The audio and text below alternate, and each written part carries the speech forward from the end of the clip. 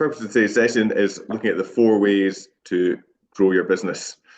So 4 ways that we've got are increasing the average transaction value of each sale, increasing the number of customers, increasing the frequency of transactions per customer, and improving the effectiveness and productivity of every business function. So that last one's kind of a cheat a bit. It kind of captures everything and kind of looks at those. It probably has a less impact though. So the top ones have the kind of biggest impact, and I'll work through some kind of examples of this as well. So one of the sort of mantras we have here as well is what we can measure, we can manage, and what we manage improves. So it's important to know what your baseline figures are. How many customers do you have, and what is even the definition of a customer? Sometimes when we sit down with people, it can take half an hour just to decide what a customer is. Is it someone that buys from you once? Is it someone that's purchased in the last 3 months, last 6 months, last 12 months? How many transactions do you get? You might have 10,000 transactions a year, sales invoices, but maybe it's 5,000 customers buying twice, or maybe it's 4,000 customers buying 2.5 times a year, or on average. So all those things can have an impact, and it's good to know what those are so we can break down. There's kind of different levels. There's someone that buys from you once, someone to a repeat customer, up to like a advocate, someone to refer you, up to a raving fan that someone's like just shouts for you from the rooftops. And try and move clients up that list is can have a big impact on your sales.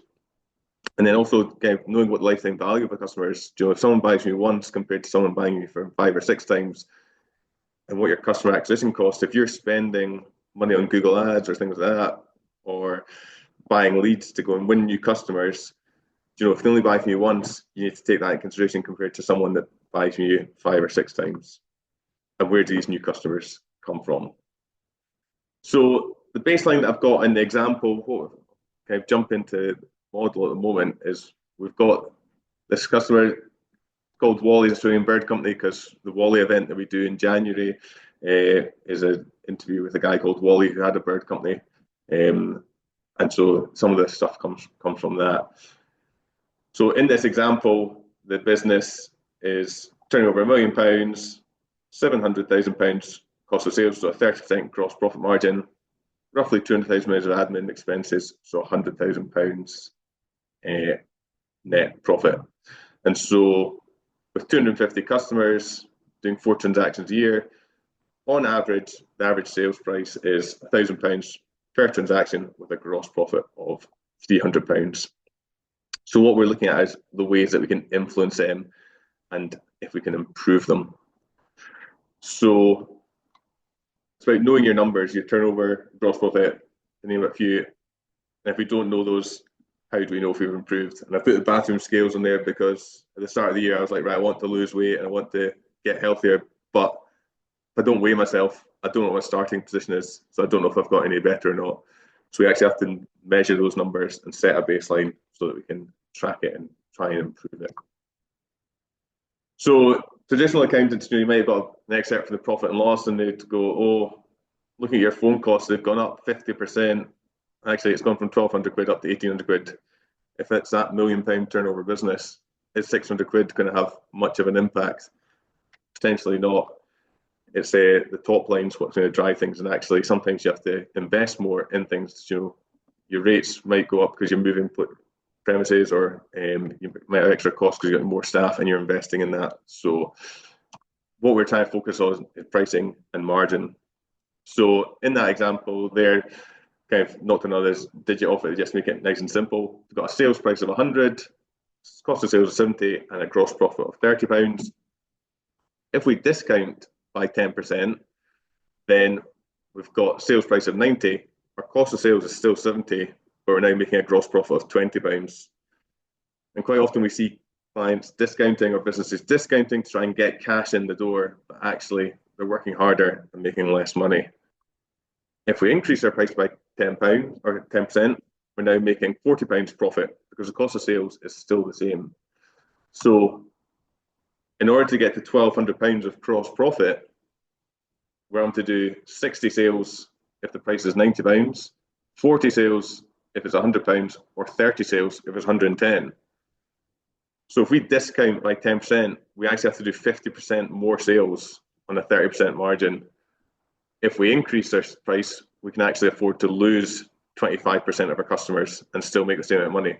And so sometimes we're speaking with business owners who, they're happy with what they're earning, but maybe they don't have enough hours in the day. So actually increasing their prices is a really simple fix, because either you increase your prices and you make more money so you can afford to hire someone to help you in the team, or you increase your prices, you might lose some of the customers, but actually you're still going to be positive overall. So quite a questions, how good are you at pricing?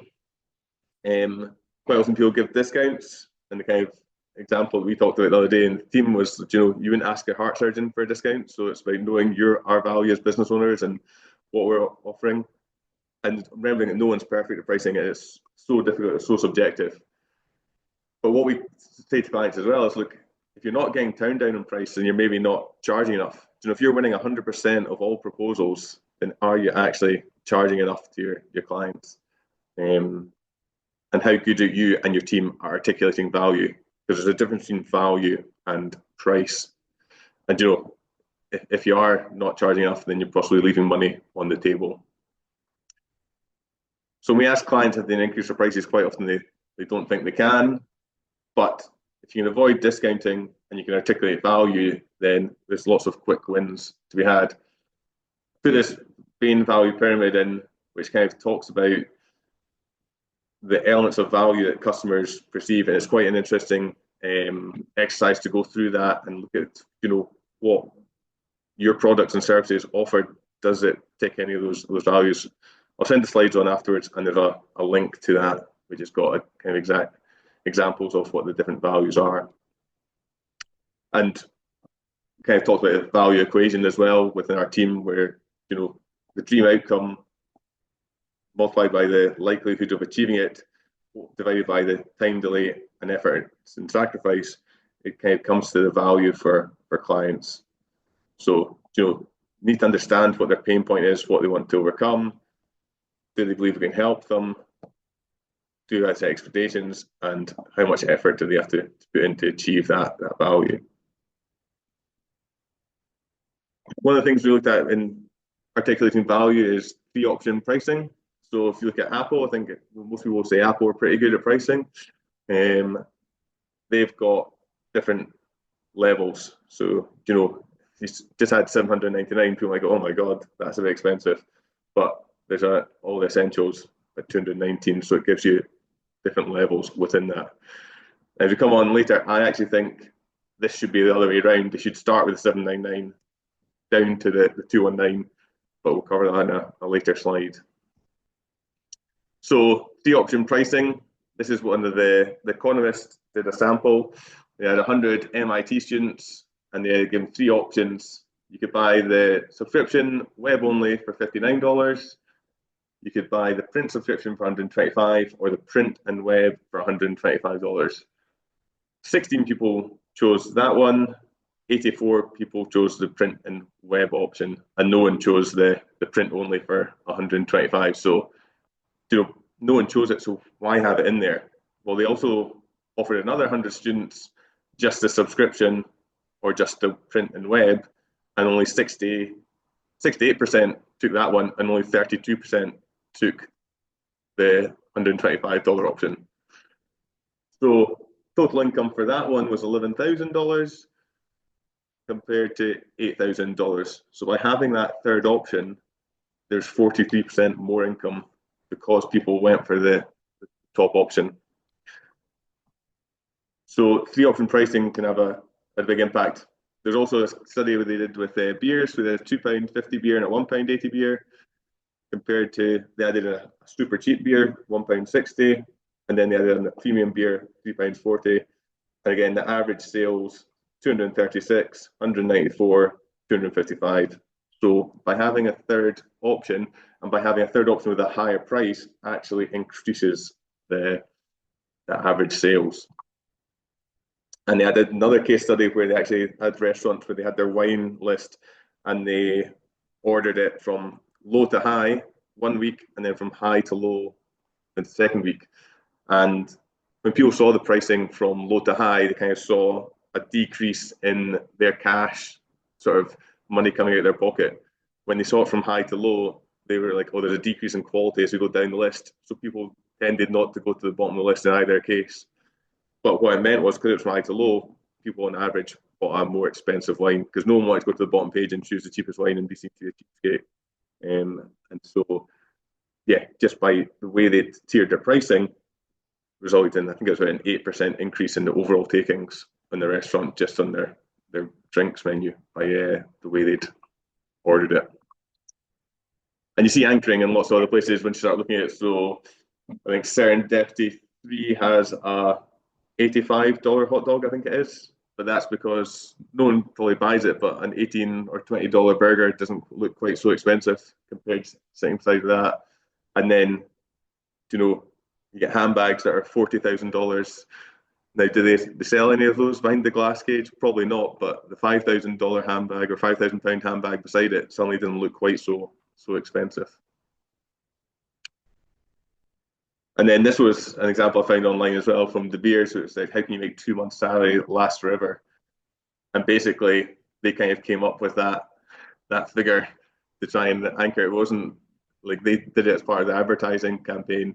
This is how much you should spend, and it's quite common knowledge. Like most people go, you should probably spend 1 to 3 months' salary on a wedding ring or an engagement ring.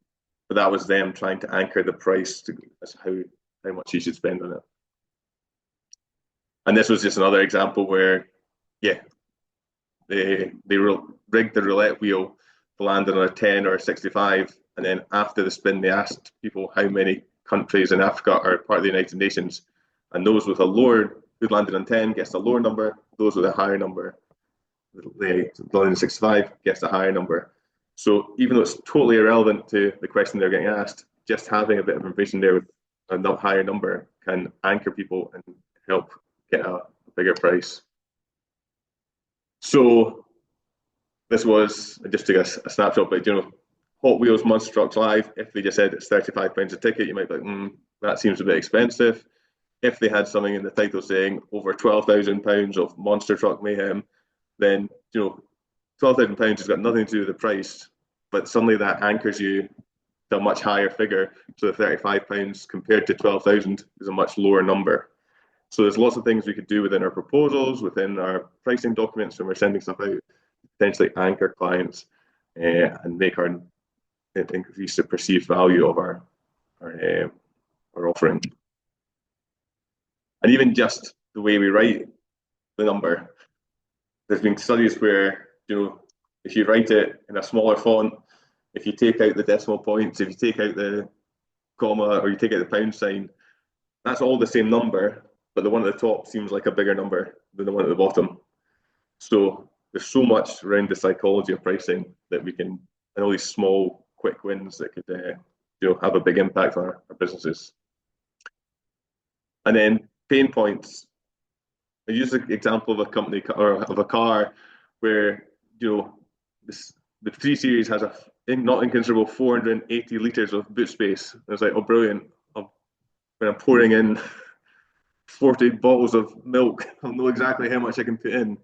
It's like 480 litres, I don't think gives us anything. But if you said you've got room for your golf clubs, your holiday, and still room for the weekly shop, you go, all right, okay, that's what people care about. It's what's their actual pain point rather than, oh, it's got 480 litres. And I think sometimes as businesses, we know our product so well, we get stuck in sometimes the jargon of, well, here's what it can do rather than actually what the pain point is. And you get, it's that specification rather than the pain point that we're actually addressing.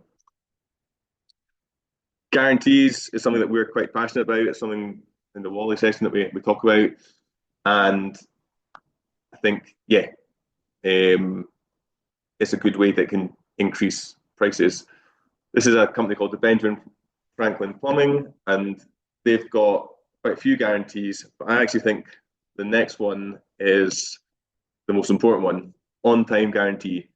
We know you're busy and your time is valuable. That's why we always arrive in time. If there's any delay, it's you we pay. So for every minute they're late, they will pay you $5 up to a maximum of $300. So if I was phoning up a plumber because I had something and wanted someone to come look at my boiler or something in the house, if they said, "Oh, we'll be there between 9 and 1 on a Wednesday morning," then you'll be like, "All right, okay, I've got to take a whole day off work. They might come at 1 o'clock. They might come at 9 o'clock. Who knows? I basically can't leave the house. We can't arrange any meetings because they might turn up." Whereas if this company says, "Right, we'll be there at 9:30 on the dot, and if we don't, we'll pay you $5 for a minute.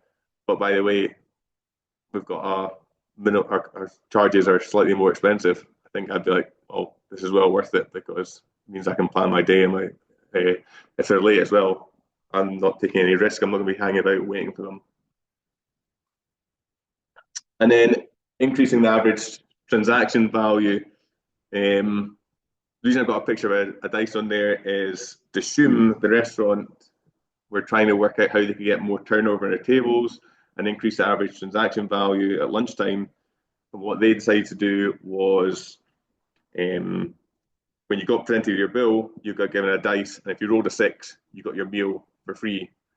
Now that's the same as a 16.67% discount over the course of a lunch.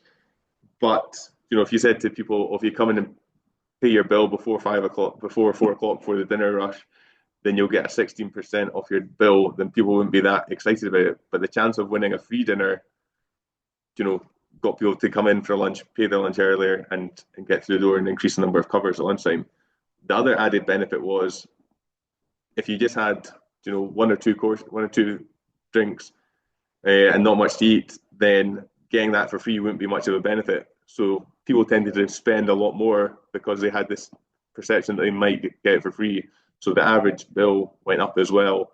And so, yeah, even though they were potentially discounting by giving me free meals, they actually increased the turnover and covers within the business. And then bundling is another good thing. If you go on and want to buy all these products individually, it costs you over 100 quid, I think it is. Whereas if you buy a bundle of it, then it's £90. Now you've increased average transaction value. Yes, it's kind of discounting in a sense, but you can well afford to do that because you've created the customer and you've got them buying more from you. So your overall margin on that sale is still up compared to if you'd, they might not have bought anything from you, or they might only buy one or two things compared to buying all five. And then value as well. We could shout about how good we are and things like that, but we try and get testimonials from people who put in our YouTube, and Google reviews for other businesses work really well. So I think having social proof, having a customer shouting about how good you are, is another way of adding value and articulating value compared to just shouting about how good you are. Because I always use the example of if you're kind of in a taxi and the taxi driver goes, "Oh, that's a good restaurant there." If you're in a new city, you might go and check it out. Now you've got no idea what that guy's taste is, but it's a lot more value and evidence in that than if you kind of just looked on their website and said, "Oh, come and eat here." And that's why things like TripAdvisor and things like that exist, because they've tapped into that social proof. So, based on that, how much could we increase sales by? If we go into this, sometimes speak to customers and go, "Oh, I don't know if I could increase it," and you go, "Well, could you put a 1% increase on? I could probably put 1% on. You wouldn't lose any customers." That goes from £1,000 average transaction value to 1,010. The reality is you're probably not going to lose any customers on a £10 increase on that sort of price point. But what that means is your profit's gone from 100,000 up to 110. So that's a 10% increase in your profits just by a 1% increase in your price. So, I think if you put some of those things in place, you put guarantees, you put better proposals together, all these kind of things, you could easily get an extra 5% increase, which is 50% increase in your profit overall.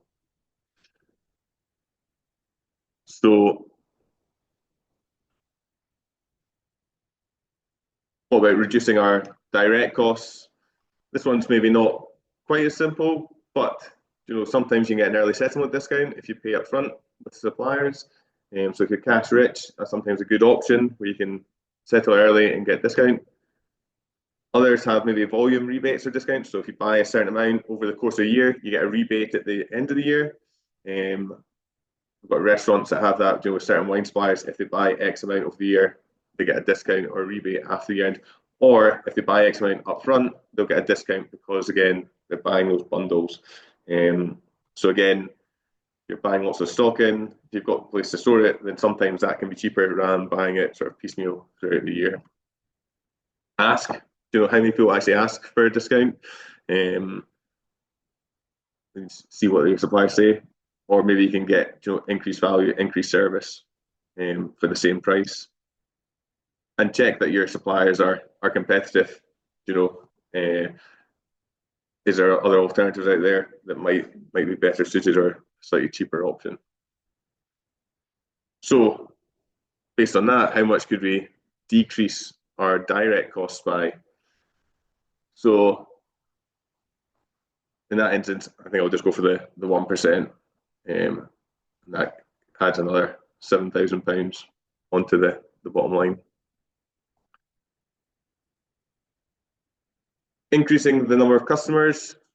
What we've kind of said here is, most businesses probably gain 10% and lose 10% and kind of stay static in a year. So if we could improve our customer retention and lose less business, and we could win new business, what kind of impact does that have? So I've got a very simple sales funnel here.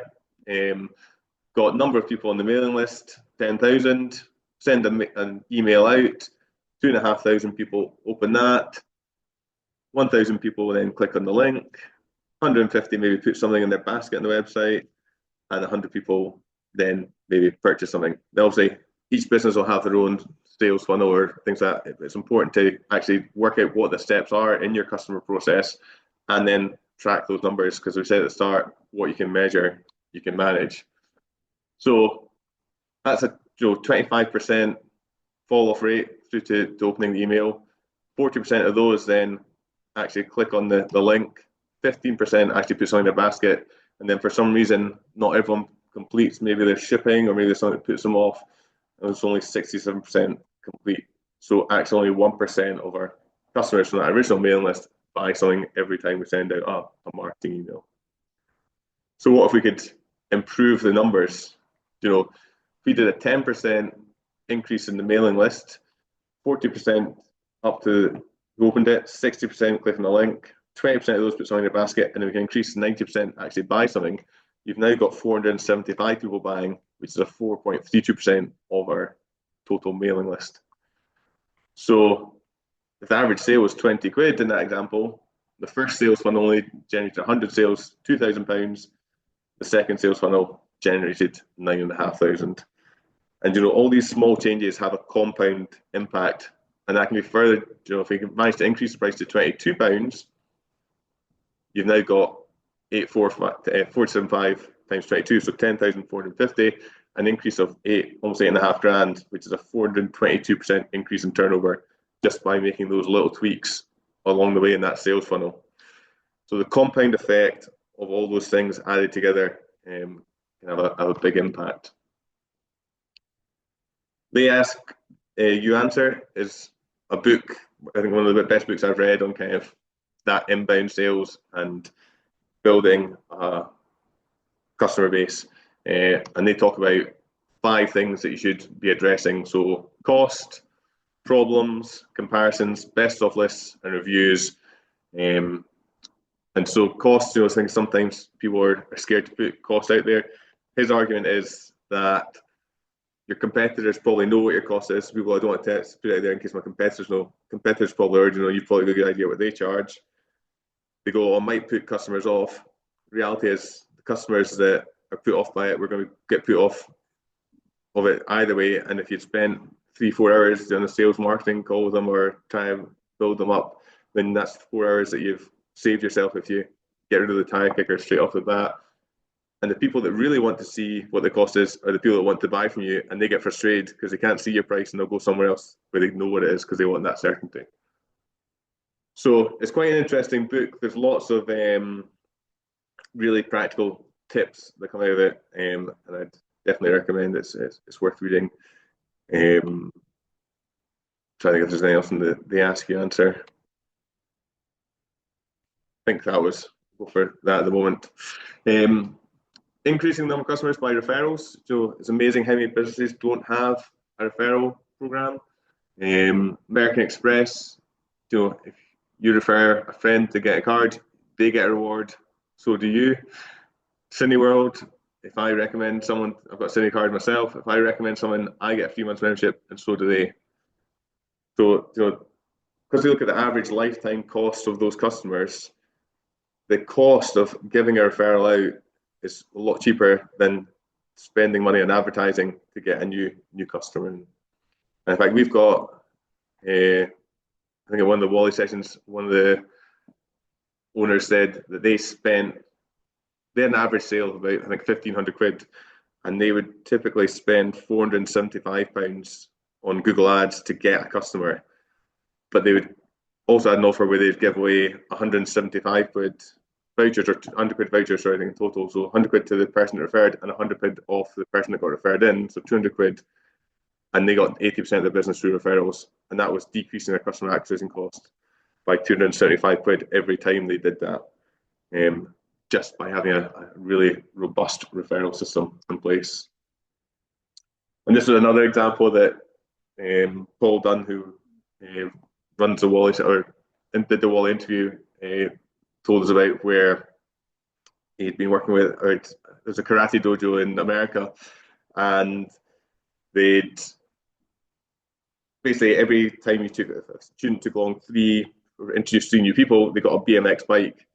So a new kid would turn up at school with a brand new BMX bike, and his friends would all go, "Where'd you get that bike?" "Oh, I took 3 people to my karate dojo." "All right, I want to join, and I'll bring 3 people myself." And it just spun out of that because there's something tangible that people saw. And the cost of the bike, might have been a couple $100, but they're paying more than that every year, and they typically stayed for 2 or 3 years as a student. So because he knew what his customer cost was and their lifetime value, he was easily able to see that it was worthwhile investing in that. And then at one of the other Wally sessions, actually, we had a wedding venue, and they talked about they would, before the wedding season kind of started and people were kind of looking at this perspective, they would invite along 4 couples, or sorry, lots of couples, but maybe along for a sample tasting menu. So at the table, there might be 4 couples that were thinking of getting married, and they'd also invite someone who got married there last year. So the people that got married there last year, it was like a nice treat for them because they were getting to relive their wedding day, and people love talking about their own weddings. So they were then just became raving fans, and we're talking to the other 4 people at the table.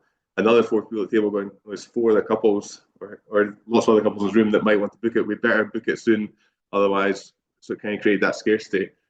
So that was a really simple, low-cost way for people to choose them, but they weren't doing any selling. They were creating demand within the room, and they had raving fans rather than them telling them how good the venue was and how great their wedding day is, because no one's going to say they had a bad wedding day. And then, they had 3-option pricing. Actually, sometimes limiting choice can be a good way to increase customers as well. There's a case study where, at a farmer's market, they gave out samples of jam, and the more samples they had, the more people stopped, but actually the less purchases they had. So one day they had 15 samples, the next day they only had 5. The day with 5, they had less people stop, but the conversion rate was much higher, and ultimately the day's takings were a lot higher as well. So sometimes choice can be overwhelming for customers. And actually, have we got a sales system, process, or script in place? Again, one of the examples that Paul told us about was a turf farm in California. It was about 45 minutes outside California. People would quite often phone up and ask them how much it would cost to turf their lawn, and they'd give them a price per square meter, and they'd go, "Okay, I'm going to phone somewhere else and I'll come back to you." Now, what they found was, the conversion rate over the phone was under 10%, but the conversion rate when they came out was over 80% when people came out to the actual turf farm. So the script in the phone changed, and people would say, "Oh well, there's a few things you need to run by here, like can ask you some questions, and I think actually you need to come out and feel the grass and things like that. So why don't you come out for a visit? We'll book in a time slot. We can cover off all the questions, and then we can see if we've got something for you and give you a bespoke price."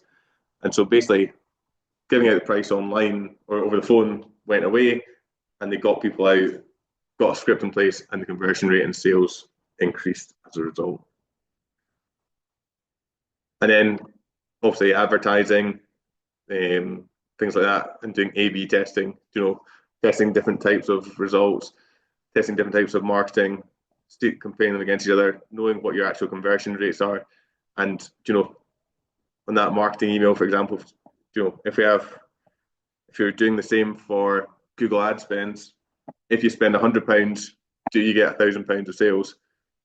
Okay, if you spend £200, do you get £2,000 of sales, or is it only 1,500? Sometimes it doesn't, necessarily go up automatically in sync. So you wouldn't want to go from 100 up to, okay, let's spend £10,000. You'd want to test it in increments to make sure that the numbers flow through. And so, I think most businesses would say, actually, I think we could grow by 10%, and actually I think we could hold on to our retained business and make sure we retain those customers. So if you did a 10% growth in customers, because you've got the compounding effect, you've now got an extra 25 customers at a higher price point. That brings your profit up to an extra 92,700. And then number of transactions per customer. So again, this is another compound effect. If you're buying 3 times a year at the moment, can you get them to buy 4 times a year, 5 times a year? More customers buying more times a year at a higher price. All those things, have a big impact. And again, one of the examples from a previous Wally session was that a paper supplier, when they were supplying to offices, quite often they found they were struggling to get more than an average value of more than 50 quid. And so what they started to say was, if you spend more than £75 with us, we'll put in a free box of shortbread for you, which cost, a few quid. So because it was typically admin staff that were ordering the paper rather than, it's low value transaction, it wasn't a big money that needed director approval, they were getting the biscuits. So they were like, oh, let's spend 75 quid because we'll get a free box of biscuits this month. And so the average value started to increase, and they bought them more often. And so they said their average sales increased dramatically because something simple like free biscuits. And then cross-selling and upselling as well. McDonald's, supersize. Would you like to, obviously they banned that now, but would you like fries with that? Would you like to make that a meal? All these things are really simple scripts and upsells that I'm sure we could apply into our own businesses. I was speaking to a colleague that I used to work with who'd moved into industry and to help a business with their sales team. And he had, I think, 30 of the sort of people that are out there front facing, client facing, and he asked them how many services the business had. I think between the 30 of them, they got to about 40, 45 services. There was actually 72. So, the sales team didn't even know all the services they're offered. So if they don't know them, how are clients going to know that? And how they're going to go elsewhere if you can explain that value to them and show them what sales you've got. And then we've got, so again, if I go back to the model, even if we said, let's see if we can improve that by 2%, again, has a big impact. And then general business improvements, you might say, actually, in some cases, we actually can't do that, and maybe we need to spend an extra 15 grand on marketing or advertising, things like that, in order to get these results up here. But if we put that in, you've now gone from £1 million turnover up to almost 1.2. Overheads 215. You've gone from £100,000 profit to 185. So an 85% increase just by making a few small tweaks 5% increase in price. As I said, if you're charging £1,000, is someone going to blink an eye if it's £1,050? Manage to get maybe an early settlement discount or shave a bit of price off there. Growing the business or new customers by 10% and manage to retain your existing customers and maybe got them to buy 4.08 times a year rather than 4 times a year on average. And you've maybe had to spend 15 grand on that. So that's where we can start to see the impact that these have. And again, depending on your margin, we've got the sales pricing sensitivity. So as we said in the first slide, on a 30% margin, you can decrease your sales price by 10%. It means you have to do an extra 50%. If you increase your price by 10%, you could afford to lose 25% of your sales volume. So this formula pulls through based on the figures we put in the previous schedule. So we can actually run it for your businesses and see what margins you'd have and what impact that would have. And obviously I thought better practice what I preach, so put the number in a bigger font with all the decimal places. But yeah, I think the 4 ways for the business, if we want to run it for your business, if we can't help you generate an additional 5 grand of profit, then you don't pay for the session. That's our guarantee. And a nice small number, £475 plus VAT. Obviously, if you're a client, we can cover them off on one of your catch-up sessions or things like that.